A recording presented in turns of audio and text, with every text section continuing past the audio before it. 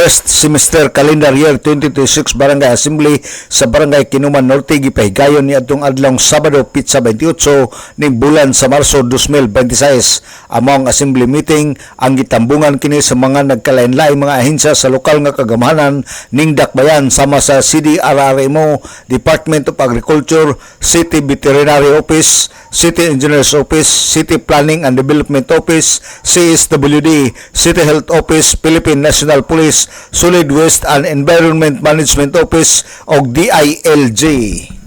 Tumong og tuyo sa maong mga buhatan aron masayran sa katawhan ang mga serbisyo sa matag ahensya. Sa samang higayon, mihatag usab ang kapitan sa iyang report ngadto sa katawhan sa barangay atol sa maong higayon ug ang state of the barangay address iyang gipakita sa katawhan kung giunsa paggasto ang kwarta sa barangay mga proyekto nga napahimuslan sa katawhan.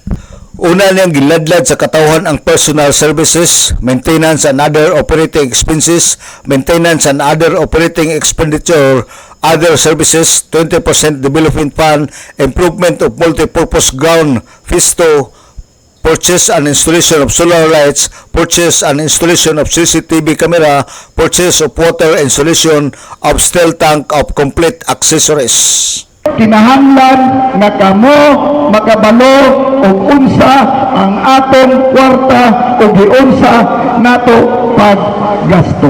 Si Kinuman Norte Barangay Kapitan Delpin Ignacio. Si Ignacio ang mag-last term karon nga termino ug iyang gipasalig nga ang tanan nga nakalinya nga proyekto sa 2026 iyang paningkamutan nga ma-implement kini.